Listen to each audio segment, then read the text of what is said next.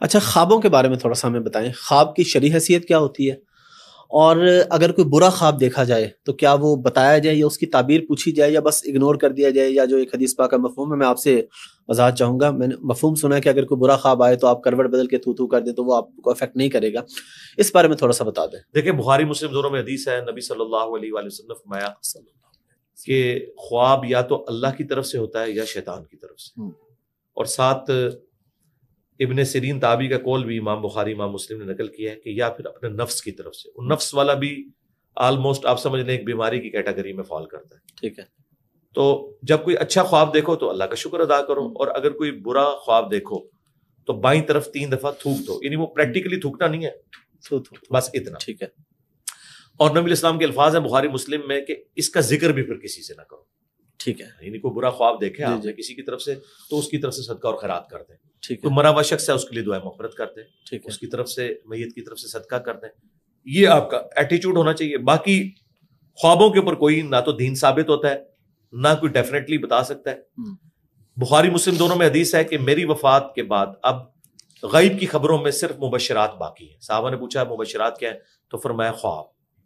لیکن خواب کی چونکہ 3 قسمیں ہیں، اب یہ کون ڈیفائن کرے گا یہ اللہ کی طرف سے ہے، شیطان کی طرف سے ہے یا نفس کی طرف سے؟ ڈیفینیٹلی اس وقت پتہ چلے گا جب وہ واقعہ ایگزیکیوٹ ہو جائے گا. یعنی اگر آپ نے کوئی خواب دیکھا اور پریکٹیکلی کچھ عرصے بعد وہ واقعہ ہو گیا، پھر آپ کہیں گے کہ ہاں وہ خواب جو تھا وہ اللہ کی طرف سے اشارہ تھا. لیکن اگر وہ خواب ایگزیکیوٹ ہی نہیں ہوا، جس طرح ڈاکٹر طاہر القادری صاحب نے بڑے خواب دیکھے لیکن آج وہ سیاست بھی چھوڑ چکے ہیں، تو وہ پریکٹیکلی ایگزیکیوٹ نہیں ہوئے، تو ظاہر ہے کہ وہ اللہ کی طرف سے نہیں تھے. یہاں پہ تو نبی الاسلام کے حوالے سے لوگوں نے جھوٹ مشہور کر دیے. میں حالانکہ بخاری مسلم میں جو حدیث ہے کہ جس نے مجھے خواب میں دیکھا اس نے مجھے کو دیکھا، میری شکل میں شیطان نہیں آ سکتا. امام بخاری امام مسلم نے اس کے ساتھ ابن سیرین کا قول نقل کیا کہ جب رسول اللہ کو ان کی اپنی شکل مبارک میں دیکھا جائے، کسی اور شکل میں نہیں. یعنی اگر شیطان کلین شیو کسی بندے کو نظر آتا ہے اور کہتا ہے میں تمہارا نبی ہوں، کئی لوگوں نے ہمیں ڈرتے ڈرتے بتایا کہ یار یہ کیسے ہو گیا. ہم نے کہا بھائی شیطان کو دیکھا آپ نے. وہ کہتے ہیں نبی نے تو اپنی شکل کی گارنٹی دیا، اور نبی کی جو اپنی شکل مبارک ہے وہ احادیث میں آئی ہے. سفید داڑھی میں کئی لوگ ہیں نہیں ہم نے سفید داڑھی میں دیکھا، نبی السلام کی تو داڑھی سفید نہیں ہوئی. بخاری مسلم میں حدیث ہے وفات تک آپ کے سر اور داڑھی کے ملا کے انس بن مالک کہتے ہیں صرف 20 بال سفید تھے جو نظر بھی نہیں آتے تھے.